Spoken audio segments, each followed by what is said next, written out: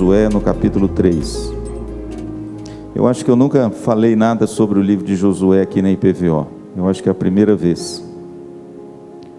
O livro de Josué, irmãos, é um livro muito importante do Velho Testamento, porque ele tipifica, inclusive o próprio nome Josué tem a mesma raiz do nome Jesus, aquele que salva.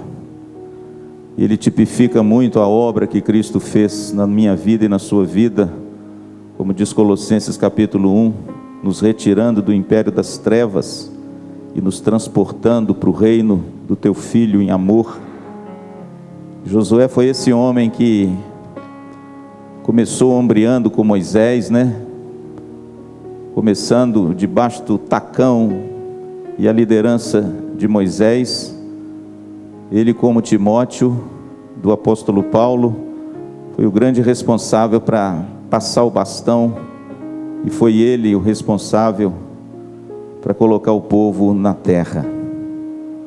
Josué, no Velho Testamento, é um tipo de Cristo, porque ele fez isso. Ele tirou o povo do deserto e introduziu o povo na terra que Deus prometeu a dar aos filhos de Israel. O livro de Josué, irmãos, ele trata da posse da terra. O livro de Josué narra a nação de Israel chegando às portas da terra prometida, conquistando a terra, e depois Josué divide a terra entre as 12 tribos de Israel. O livro de Josué contém lições preciosas, e o interessante é que no capítulo 1, pastor Ed pregou aqui num desses domingos. Capítulo 1, Deus anima Josué. Por 3 vezes ele diz a Josué: ser forte e corajoso. Mas se você ler o capítulo 1, você vai ver que Deus anima Josué a ser forte e corajoso. Não é porque Josué era forte e corajoso, não. É porque pelas 3 vezes Deus diz: porque eu sou contigo, nunca te deixarei e jamais te desampararei. Nós temos que tomar cuidado com isso, irmãos, porque quando a Bíblia fala que nós devemos ser fortes e corajosos, a Bíblia nunca diz que essa força vem de você. Nunca. Embora existam pessoas que se achem fortes, corajosas, mas todas as vezes, irmãos, que a Bíblia apela à nossa fragilidade, à nossa pequenez, à nossa inconstância, e de repente nos exorta, nos anima a ser fortes e corajosos, é porque Ele é a nossa força, é porque Ele está conosco, é porque Ele nos ampara, nos ajuda e nos fortalece. O interessante é que Josué, animado por Deus, e depois no capítulo 2, ele anima os líderes da nação. A coisa é muito bonita, irmãos, porque Moisés foi um grande líder. Moisés foi o homem que Deus usou como legislador, profeta, operador de milagres. A Bíblia diz que Moisés conversava com Deus face a face. O texto diz que Moisés era amigo de Deus, o grande homem que viveu 3 períodos muito distintos da vida e morreu aos 120 anos, imaginem, cheio de força e vigor. Mas quando esse homem morre, irmão, Josué, ele deve ter pensado assim: meu Deus, e agora? 600 mil homens, fora mulheres e crianças, precisam entrar na terra. Alguns estudiosos chegam a dizer que na saída do Êxodo tinha mais de 1.200.000 pessoas. Era um número, irmãos, avassalador. A gente às vezes que é pastor de igreja e lida com tão poucas pessoas, a gente às vezes sente um peso tão grande sobre os nossos ombros, irmãos.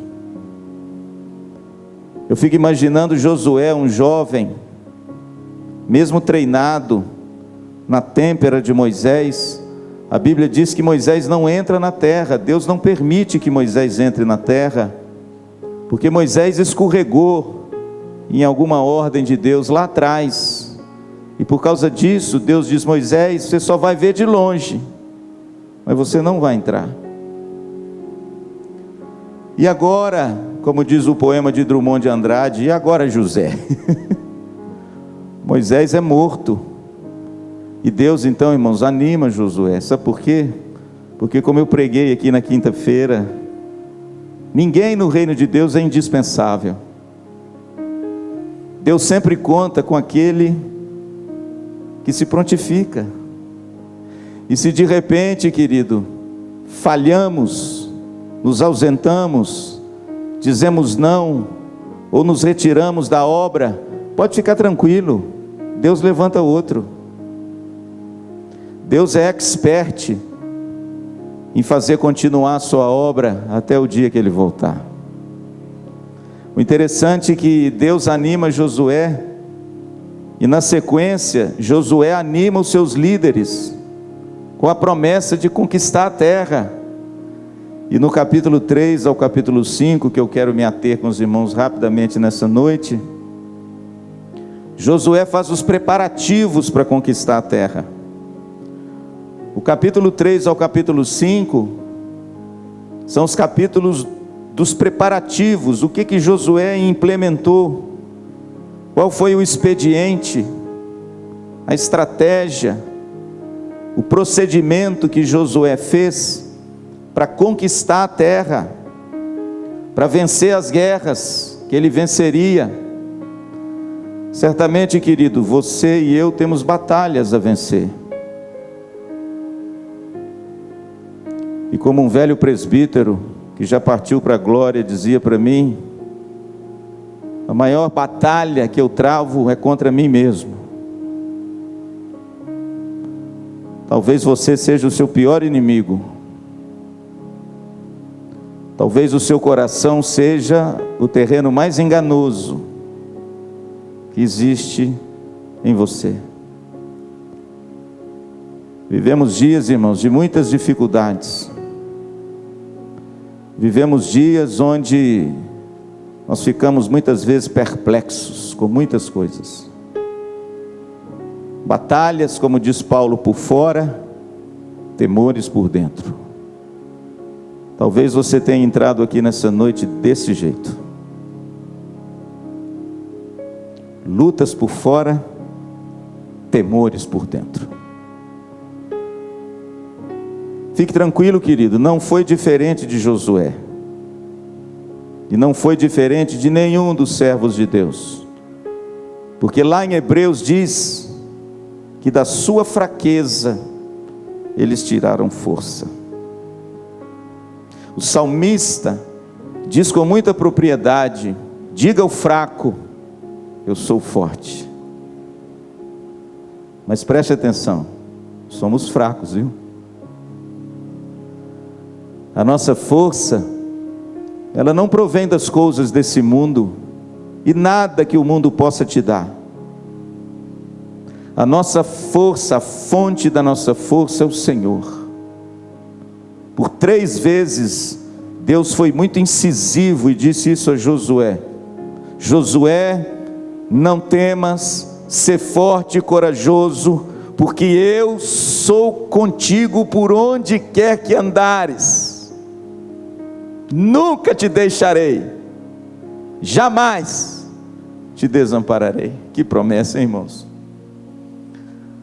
E de repente, querido, em cima dessa palavra de Deus para Josué, ele então faz alguns preparativos, e eu queria elencar quais foram eles. Estratégias para vencer uma guerra. Talvez você esteja numa. Talvez você esteja enfrentando lutas, e você de repente está aí, tateando no escuro, perguntando para Deus: Deus, qual estratégia que eu vou usar para eu conquistar a terra? Interessante, irmãos, quando a gente olha para esse texto, a gente vê que Josué usou 3 expedientes maravilhosos, que nos ensinam e nos tornam a lucidez sobre as estratégias de Deus para nós, para que eu e você possamos vencer aquilo que Paulo chama, e aquilo que os monges do deserto e os pais da igreja chamavam de dia mau. Já passou um dia mau? para que você possa sobreviver ao dia mau, vencer as batalhas, conquistar a terra, para a glória do nome do Senhor, amém? Qual foi, irmãos, o expediente? Qual foi a estratégia, o procedimento que Josué utilizou para conquistar a terra? O primeiro expediente está no capítulo 3, no versículo 5. Por favor, siga aí comigo. Disse Josué ao povo: santificai-vos, porque amanhã o Senhor fará maravilhas no meio de vós. Irmãos, o primeiro expediente que Josué utilizou para conquistar a terra foi a santificação. Josué santificou o povo. Josué entendeu, querido, que quando há pecado no meio do povo, há derrota. Josué compreendeu, querido, que quando há coisa escondida, como aquela capa, né? Aquela história lá em Números, aquela capa de Acã escondida, aquele ardil vil e terrível, que aquela tribo escondeu, fruto do pecado. Josué percebeu, querido, que quando tem pecado na história, tem derrota. Pastor Carlos Patente escreveu um livro muito bonito, e nesse livro ele diz o seguinte: que o pecado vai levar você aonde você nunca imaginaria estar, e vai trazer para você consequências que você nunca imaginaria colher. É por isso, querido, que Josué, de forma sábia, ele utiliza a primeira estratégia, o primeiro expediente para conquistar a terra. Josué santificou o povo. Tirai do vosso meio os ídolos, rasgai-vos o vosso coração, vê se há no meio do arraial do povo de Deus algum pecado, arrependa, mude de vida, quebrem os ídolos, porque amanhã eu farei maravilhas no meio de vós, amém? Veja, querido, que a santificação está intimamente ligada à bênção de Deus. Santificai-vos, porque amanhã, olha o que diz o texto: eu farei maravilhas no meio de vós. Querido, você quer obter vitória? Você quer obter uma conquista de algo que você quer? Abandone o pecado. Para de viver uma vida dupla. Pare, querido, de fazer um jogo da religiosidade, e limpa do seu coração e da sua vida e das suas afeições aquilo que desagrada a Deus, aquilo que impede a bênção de Deus, aquilo que impede Deus operar as maravilhas na sua vida. Eu gosto muito do Lava-Pés, irmãos. Eu acho que o Lava-Pés foi um teatro dos mais lindos que Jesus fez. Tem gente que não gosta de teatro na igreja, eu amo. Sabe por quê? Porque Jesus era teatral. O Lava-Pés é um teatro. Assim como aquele barro que Jesus passou, lembra, nos olhos daquele moço, aquele barro, nele cuspiu, aquele é teatro.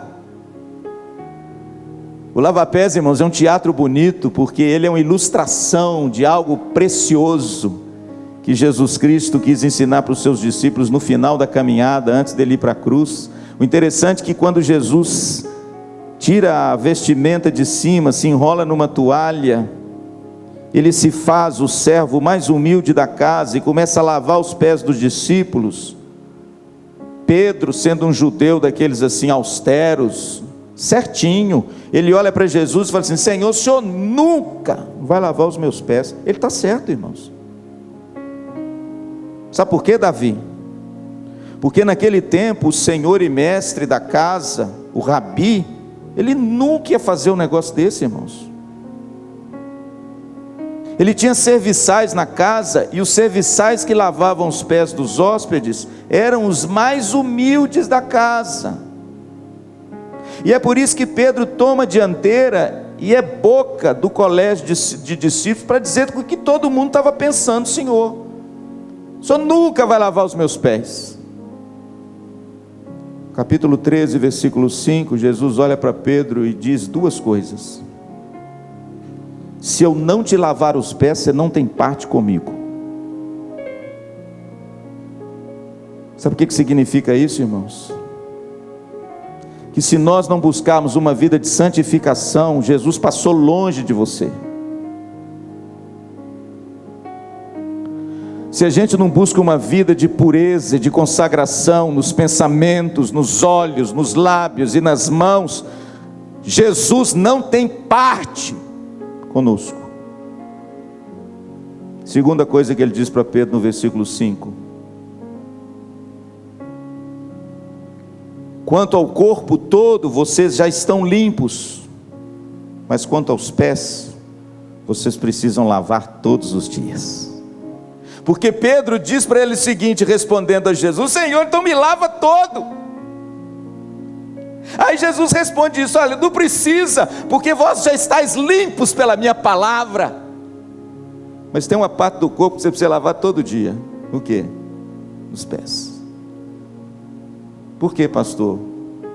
Porque Jesus sabe que eu e você, irmãos, apesar de sermos santos na presença de Deus por causa do sacrifício de Jesus, nós pecamos ou não?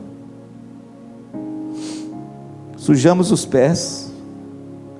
Mas preste atenção numa coisa, meu irmão: não os deixe sujos. Limpai-vos as vossas mãos, purificai o vosso coração, santificai-vos, porque amanhã o Senhor fará maravilhas no meio de vós. Você quer ver aquela sua batalha vencida? Tira o pecado da sua vida. Tira o falar injurioso, a injustiça, a ira, a maledicência, a pornografia, a sexualidade. Tira da sua vida, querido, tudo aquilo que contraria o nosso Deus que é santo e que faz você galgar o abismo maior do que o outro abismo, cada vez mais.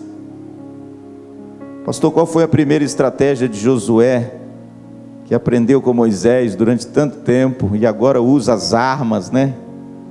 Foi a santificação. Portanto, meu amado, esse é um grande expediente para a gente conquistar as batalhas da nossa vida. Esse é o grande expediente para você vencer a batalha da sua alma. Diga não para o pecado. Confessa e deixa, como diz Provérbios, e você alcançará de Deus misericórdia. O segundo expediente, irmãos, está no capítulo 4, versículo de número 1 a 3, por favor, confira comigo.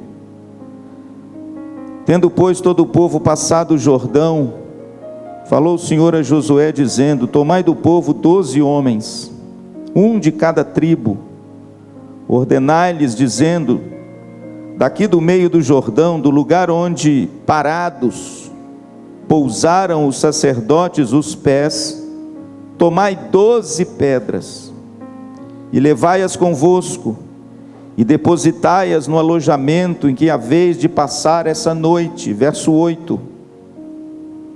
Fizeram, pois, os filhos de Israel como José ordenara, e levantaram 12 pedras do meio do Jordão, como o Senhor tinha dito a Josué, segundo, preste atenção agora, segundo o número das tribos dos filhos de Israel, e levaram-nas consigo ao alojamento, e as depositaram ali. Você conhece a história? Quando o sacerdote pisou na borda do Rio Jordão, e o texto diz que o Rio Jordão não era uma pinguela, não era um riozinho daqueles chinfrim, não. O texto diz, depois você leia, que ele estava no máximo das suas águas, ao ponto dele extravasar nas ribanceiras. Mas Deus deu uma ordem e disse assim: pega a arca, e quando vocês pisarem a planta dos pés, assim como eu fiz com Moisés, farei com vós outros. e vocês vão passar a pé enxuto. Que coisa abençoada, hein? Só que depois que aconteceu isso, Deus disse: mas vocês vão fazer uma coisa, peguem 12 pedras, e vocês vão ajuntar essas 12 pedras para simbolizar a nação de Israel, e para que isso seja em memorial para os filhos e os filhos de seus filhos. Que coisa bonita, irmãos. Pastor, qual é a segunda estratégia? O segundo expediente que Josué utilizou para conquistar a terra? O primeiro foi a santificação do povo, o segundo foi a unidade do povo. Josué, irmãos, ele fez uma coisa muito inteligente. Ele uniu as tribos, as 12 pedras, destacando cada um de cada tribo com uma pedra. Josué queria dizer para eles assim: cuidado para você não viver uma vida independente uns dos outros. Nós estamos num período assim, independência, individualismo. Eu não preciso da igreja, estou muito bem, obrigado. Eu não preciso dos irmãos, eu não preciso de um pastor, já tenho Jesus. Não é assim? Vivemos dias, irmãos, de um individualismo exagerado. O centro não é mais a comunidade, o centro agora é a pessoa. Interessante que no tempo de Sócrates, viu, meu profeta? No tempo da filosofia grega, no auge da filosofia grega, a importância, Vitinho, era a polis, era a cidade, era a comunidade. O nome política vem daí.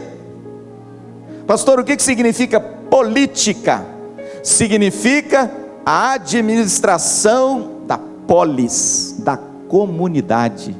A filosofia grega, irmãos, não enfatizava o indivíduo, a filosofia grega enfatizava a comunidade. E quando a gente vai para a Bíblia, a gente vê que é a mesma coisa. A Bíblia não enfatiza o individual. A Bíblia, irmãos, ela valoriza o povo. Amém? Posso ouvir um amém? Me ajuda aí. A Bíblia, irmãos, ela valoriza a comunidade. Você quer ver? Por que você acha que a Torre de Babel está em Gênesis 11 e o chamado de Abraão está em Gênesis 12? Logo depois. Porque na Torre de Babel, o homem quis tornar célebre o seu nome, está escrito lá. O homem quis construir um monumento, uma coisa linda. Para quê? Para que o nome dele fosse celebrado. Aí vem Gênesis 12, e aí Deus vira e fala assim: Abraão, sai da tua terra, da tua parentela, da casa de teu pai, e vai para a terra que eu te mostrarei. De ti farei uma grande nação.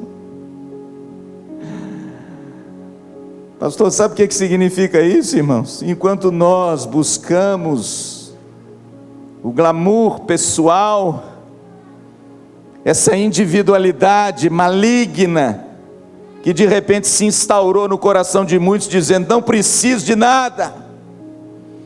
Quando a gente olha para a Bíblia, irmãos, a gente vê que precisamos uns dos outros, porque vivemos melhor numa comunidade. Deixa eu dizer uma coisa para você, querido: não viva só não, viu? Não viva só com você não, porque senão você não vai se suportar. A comunidade é muito preciosa, irmãos. Pastor, o que a comunidade faz? Eu poderia ficar falando com vocês aqui a noite inteira dos benefícios da comunidade, mas um dos grandes benefícios da comunidade, sabe qual é? Fazer você uma pessoa melhor.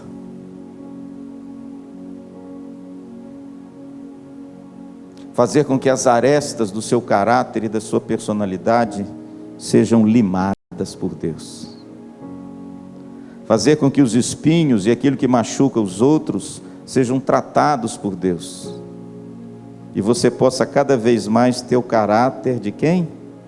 De Jesus Cristo. Pastor, onde que acontece isso? Eu sozinho na minha casa e construindo os meus monumentos e vivendo uma vida totalmente separada de tudo e de todos? Isso acontece na vida em comunidade. Irmãos, Josué disse: nós vamos conquistar a terra, mas sozinhos nós não conseguiremos.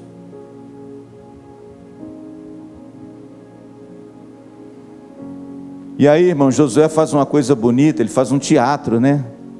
Ele usa as pedras. Ele diz: olha, cada príncipe de cada tribo pegue uma pedra nas costas. Você já imaginou a cena? Leva a sua pedra para o acampamento, e depois que eu operar o milagre, ajuntem todas essas pedras num lugar só. Por quê? Para que os seus filhos, seus netos e a sua descendência entenda que nós vamos conquistar a terra unidos.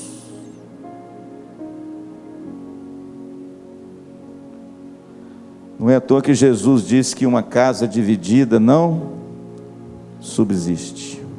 Temos desafios, irmãos. Olhamos para frente,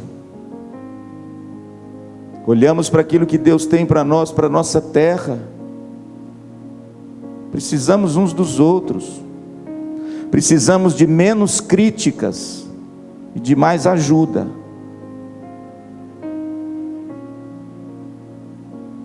Precisamos de menos pessoas que abandonam do que aquelas que somam.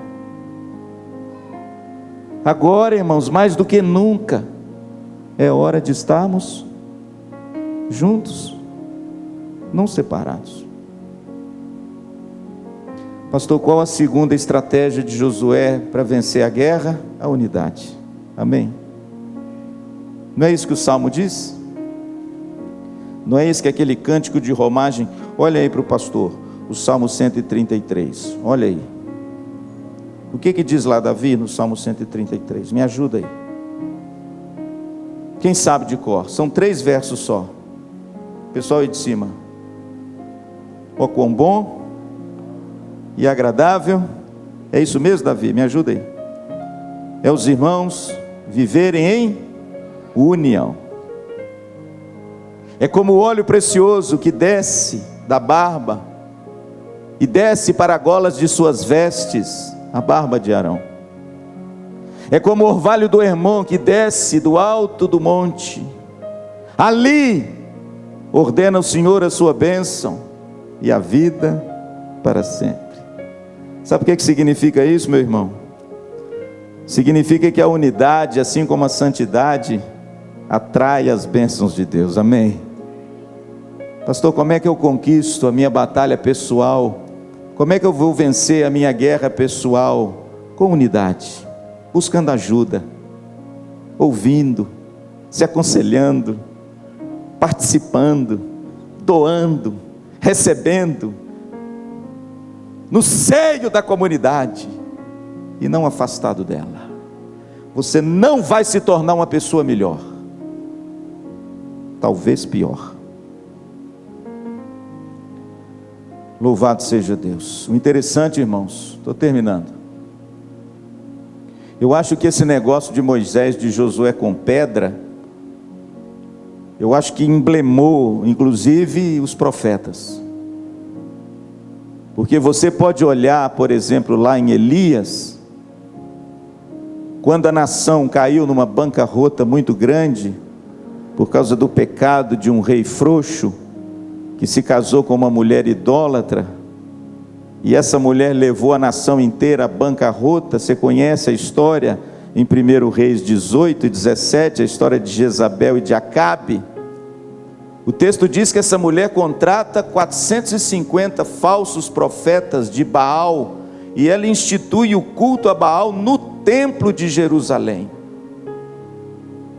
E Deus levanta, irmãos, o profeta Elias, um João ninguém.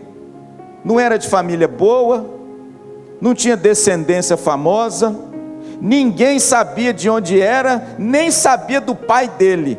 No interior onde eu nasci, lá na minha cidade de Ubá, quando você se apresentava para alguém, não sei se em Maringá no passado, era assim: muito prazer, meu nome é Luciana. A pessoa na mesma hora perguntava: você é filho de quem? Ah, ele é filho do Tonhão da farmácia. Mineiro tem muito isso. Ah, ele é filho do Sô Zé Rocha da casa de pesca. Ah, gente boa, pode ser uma praga. Mas se o pai era gente boa, não, esse menino deve ser gente boa. Mas quando você olha para a história de Elias, irmãos, Elias era filho de ninguém. Nem o nome do pai dele aparece. Um homem significante, mas um homem, irmãos, que quando Jesus aparece no Monte da Transfiguração, é ele que aparece junto com Moisés. Por quê, pastor? Porque ele imitou Josué. Nação dividida, idólatra, adorando vários deuses. E ele então chama os 450 para uma batalha espiritual. E a Bíblia diz, irmãos, que quando chega a hora de Elias mostrar o poder desse Deus maravilhoso, ele faz algo antes cheio de significado. Pastor, o que Elias faz? Então, Elias disse a todo o povo: chegai-vos a mim. E todo o povo se chegou a ele. Elias restaurou o altar do Senhor que estava em ruínas.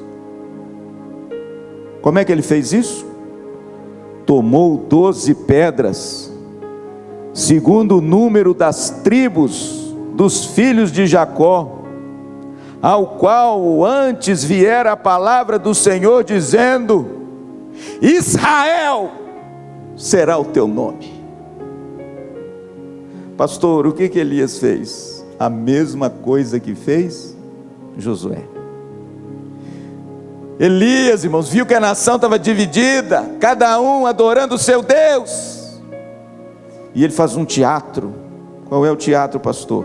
O mesmo teatro de Josué. Ele ajunta 12 pedras, coloca essas pedras em forma de altar e pediu ao povo: olhem para essas pedras, porque Israel é o nome de vocês. Ele estava conclamando o povo a quê? A si? Em torno de quem? Do nome do Senhor.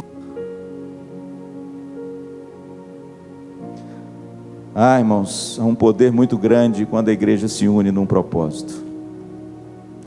Há um poder muito grande quando a nossa família se une num propósito. É tão bonito, né, Elias? Filho para um lado, filho para o outro, genro para um lado, nora para o outro, neto para um lado, outro para o outro. A gente vê que o negócio fica tudo meio bambo, meio solto.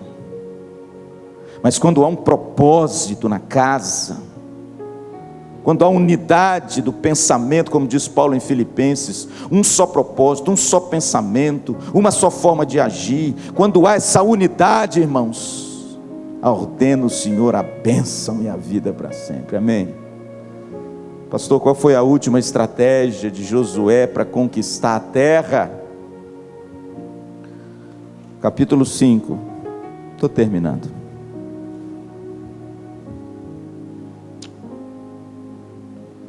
Versículo 2.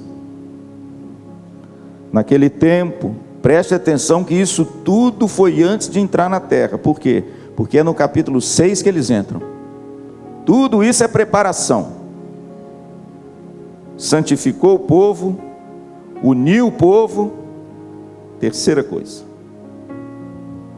naquele tempo disse o Senhor a Josué: faze facas de pederneira e passa de novo a circuncidar os filhos de Israel. Não precisa de ler o texto todo não, que eu narro para vocês. Pastor, por que Deus ordenou que circuncidasse todos os filhos de Israel? Lembrem-se, todos os que saíram do Egito depois dos 40 anos, os adultos morreram. quem estava ali agora era a segunda geração. E eles nasceram aonde? No deserto. Só que agora eles eram o quê? Homens. Mas o povo se esqueceu de uma coisa. O povo se esqueceu de marcar cada um do povo com o sinal da aliança. E qual era o sinal da aliança? A circuncisão. E Josué, irmãos, faz algo assim que eu acho que foi terrível. O texto diz que ele obedece, e no verso 6 diz que por 40 anos eles andaram pelo deserto, e eles não circuncidaram os seus filhos, e eles cresceram sem a marca de pertencimento do povo da aliança. Aí Deus diz para Josué: Josué, você quer entrar na terra? Circuncida o povo, faz umas facas, e ó, ai que dor, Davi, circuncida o povo. E não foi só isso não, querido. Capítulo 5, versículo 10. Estando, pois, os filhos de Israel acampados em Gilgal, celebraram a Páscoa. No dia 14 do mês, à tarde, nas campinas de Jericó, comeram do fruto da terra. No dia seguinte à Páscoa, pães asmos, cereais tostados, comeram neste mesmo dia. No dia imediato, depois que comeram do produto da terra, preste atenção agora, cessou o maná. E não o tiveram mais os filhos de Israel, mas naquele ano comeram das novidades da terra de Canaã. Irmãos, que coisa gloriosa. Pastor, qual foi a terceira e última estratégia de Josué para conquistar a terra? Vamos recapitular? Se você quiser obter vitória, querido, nas batalhas da sua vida, qual a primeira estratégia? Santificação. Dá uma olhadinha na sua vida, vê se tem uma capa de Acã escondida em algum lugar. Desenterra essa capa e lança ela fora, em nome de Jesus. Sabe por quê? Eu sinto te dizer, você vai colher ininterruptas derrotas na sua vida. Segunda estratégia, a unidade. Busque ser um agente de reconciliação. Tira de você a ira, o falar injurioso, aquilo que separa. Não deixe o diabo soprar no seu ouvido que você sozinho é melhor, é superior, que você não precisa de nada. Isso é coisa do diabo. Compreenda, querido, que nós somos criados para viver em comunidade, e a comunidade de fé é a família de Deus. Unidade, sabe o que significa? Você viver unido, com o mesmo propósito, na mesma direção, no mesmo caminho, e não permitir que esse mundo miserável, pecaminoso, afaste você dessa bênção que é a igreja de Cristo, pelo qual Cristo morreu e enxertou você nela como ramo frutífero. Amém. Pastor, qual a terceira estratégia de Josué para vencer a guerra? É a comunhão. Fica fácil, né? É o compromisso. Quais são as duas grandes marcas do compromisso do povo de Deus? Batismo e ceia. Olha, irmãos, a inteligência desse homem. Olha o que Josué fez. Ele devolveu ao povo o senso de pertencimento. A circuncisão, irmãos, era um sinal que dizia que o povo de Israel era o povo de Deus. Eu tenho uma marca, eu sou marcado, eu pertenço a Cristo. E no Novo Testamento a circuncisão tomou a forma de quem, meu profeta? Do batismo. Quando nós nos batizamos, irmãos, quando nós reafirmamos a nossa fé, confirmamos a nossa fé diante do público, nós somos marcados, agora não com a faca, mas com o Espírito Santo. Amém? Paulo chega a dizer que nós somos selados com o Espírito da promessa. E Josué lembrou o povo que o povo pertencia a Deus e tinha uma marca. Você quer vencer as batalhas da vida, querido? Saiba quem você é. Saiba de onde você veio, saiba o que Deus fez com você, e saiba do compromisso que você fez com Ele, quando você se batizou numa igreja. Mas Josué não parou aí. Por quê?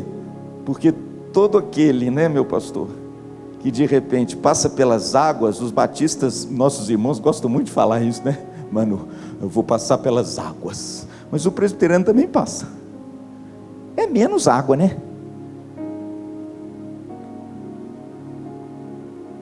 Mas depois que a gente é batizado, irmãos, depois que a gente recebe esse dom maravilhoso de pertencer à família da fé, e nós recebemos o dom do Espírito Santo, porque é Ele que nos convence do pecado, da justiça e do juízo, agora nós participamos da mesa da comunhão, a ceia. Olha o que Josué fez. Agora nós vamos comer a Páscoa. Sabe quantos anos o povo de Israel ficou sem comer Páscoa? 40. Pastor, quer dizer que nos 40 anos que o povo peregrinou no deserto, eles não praticaram esse ritual de pertencimento e de comunhão? Tanto é verdade, querido, que o texto diz que até a celebração da Páscoa, Deus dava para eles o quê? O maná. Deus é tão bom, irmãos, mas tão bom, que mesmo na sua negligência e na minha, Deus cuida de você. Mas o interessante é que você não come o melhor da terra. O texto diz, irmãos, que quando Josué circuncidou os homens, eu fico com dó dos homens. Já pensou a reclamação no meio desse arraial, hein? Já pensou aqueles homens com aquela dor? Mas o texto diz, irmãos, que eles celebram a Páscoa. Pastor, o que é a Páscoa? A Páscoa é a festa da comunhão. A Páscoa é a festa do pertencimento. A Páscoa é a festa onde nós sentamos na mesa do Cordeiro, onde nós comungamos uns com os outros, participamos uns dos outros e participamos da mesa de Cristo para a glória de Deus. E a Bíblia diz que no dia que eles comeram a Páscoa, o milagre aconteceu. Qual o milagre? O maná acabou. Quais são as 3 estratégias para você e eu vencermos as guerras? Talvez pessoais, talvez circunstanciais, Josué, irmãos, nos ensinou uma grande lição, que eu creio que lá na frente, o apóstolo Paulo, de forma muito bonita, em 2 Coríntios capítulo 10, ele deixou para nós de forma muito clara: as armas da nossa milícia não são carnais, mas poderosas em Deus para destruir as fortalezas. Sabe o que Paulo está dizendo, irmãos? Eu acho isso muito bonito, porque Josué tinha um exército com ele, mas ele não mandou fazer escudo. Mandou fazer? Pode ler aí. Ele não mandou fazer espada. Ele não treinou os caras a tirar flecha. Ele não mandou forjar as espadas no fogo. Ele não mandou fazer escudos de prata ou de ouro ou de bronze. Não, irmãos, ele não fez nada disso, porque ele entendeu, sabe o quê? Que a igreja milita com outras armas. A espada, a flecha, o escudo, isso são armas do mundo, mas as nossas não são essas. E Josué então, irmãos, mostra aquilo que Paulo disse lá em 2 Coríntios: nós lutamos com outras armas, as nossas armas são espirituais. E uma coisa interessante, irmãos, estou me lembrando aqui, será que o expediente de Josué deu resultado? Porque às vezes você pode estar sentado aí no seu lugar pensando assim: pastor, isso é muito bonito na Bíblia, mas isso está tão distante da minha vida. Mas aí eu pergunto a você: e não é a Bíblia tão próximo da realidade nossa? E não é a Bíblia tão próxima das circunstâncias que vivemos hoje? E aí, irmãos, eu concluo com a seguinte pergunta: Será que o expediente de Josué deu certo? Será que essas armas espirituais da santificação, da unidade, da comunhão foram o bastante para ele vencer as guerras? Ou a primeira de todas as batalhas é a mais difícil de todas?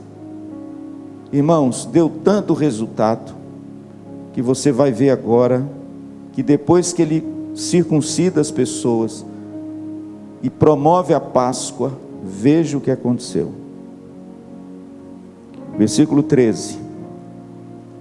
Estando Josué ao pé de Jericó. Irmãos, preste atenção, Jericó era uma cidade fortificada, muros imensos. O primeiro grande desafio e a primeira grande batalha para entrar na terra. Veja onde Josué está. Estando Josué ao pé de Jericó, levantou os olhos e olhou. E eis que se achava em pé diante dele um homem, que trazia na mão uma espada nua. O que significa isso, pastor? Alguém, Inês, que já estava com ela? Espada nua significa, a espada não estava, a espada estava nas, preste atenção.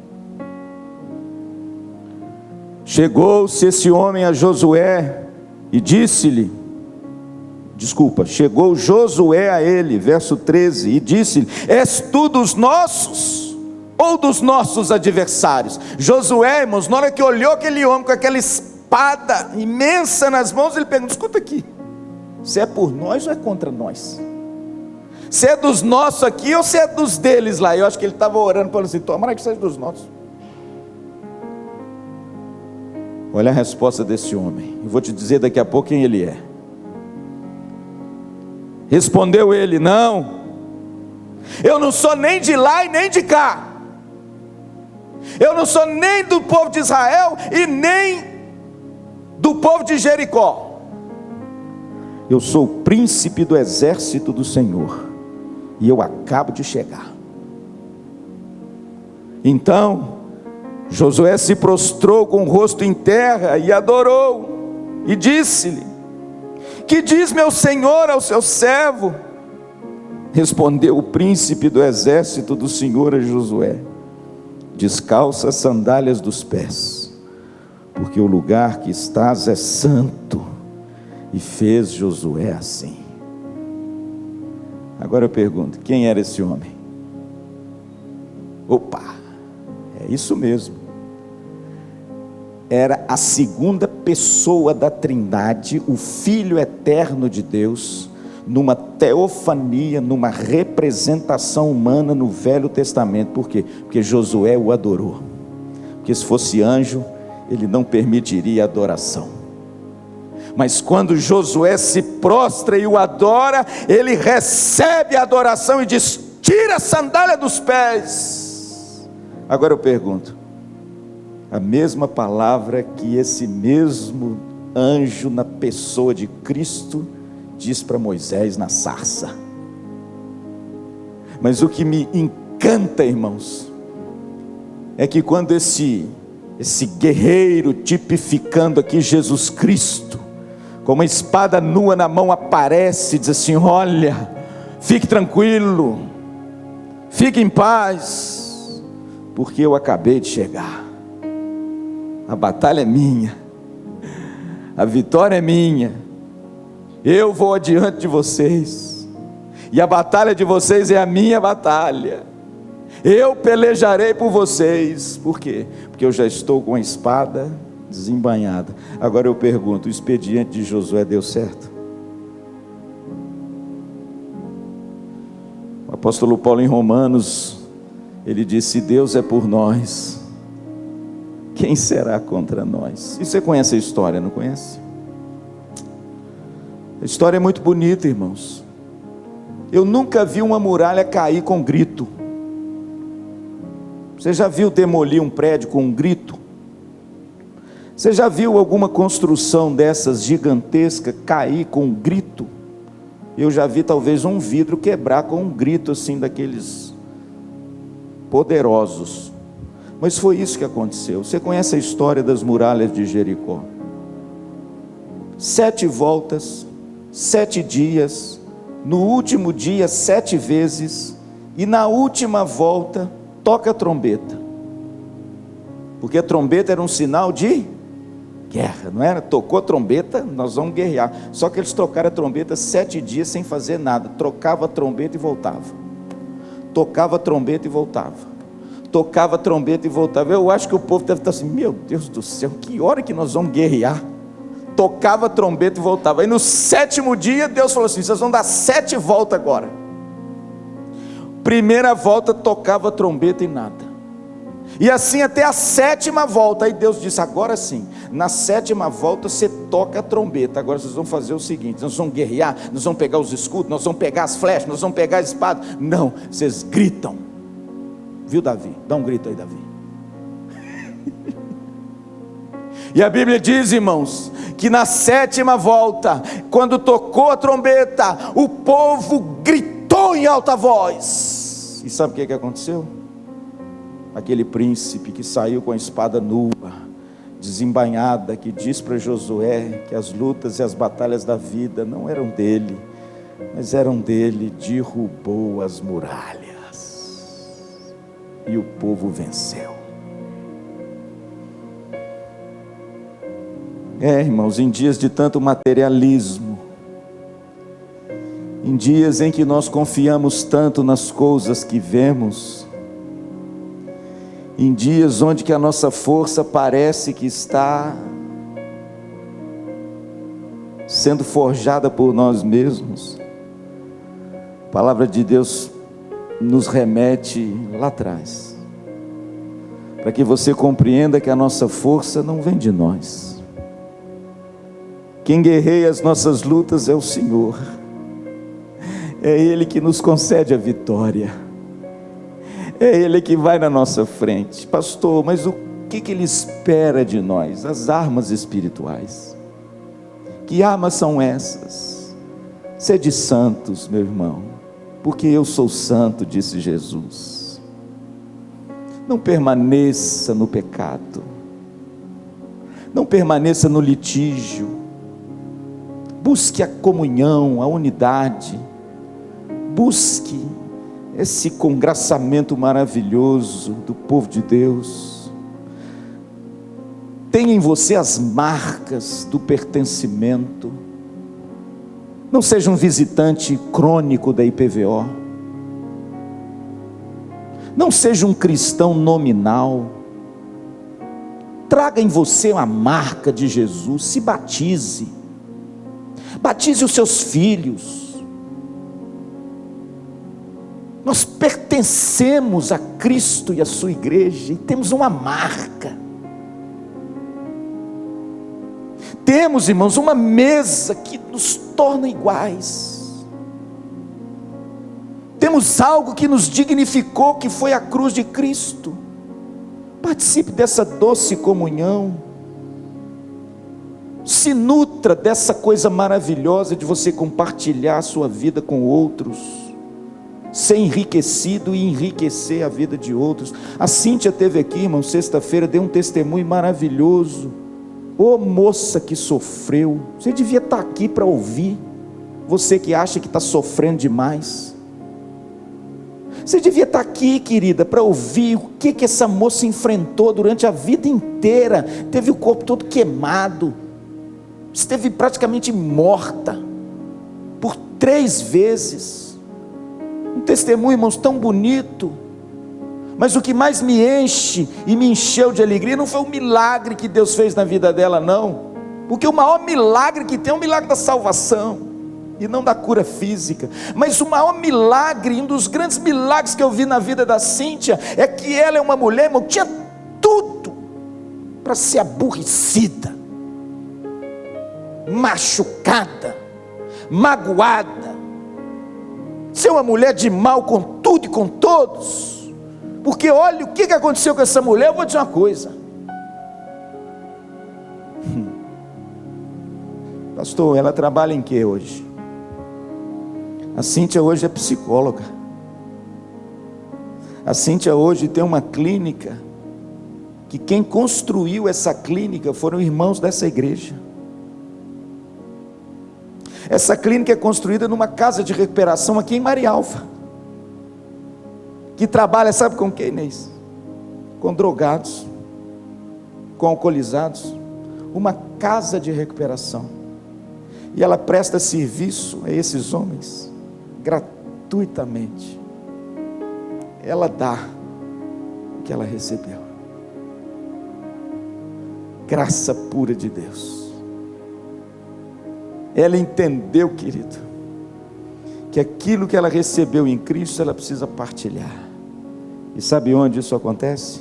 Na gloriosa igreja de Jesus.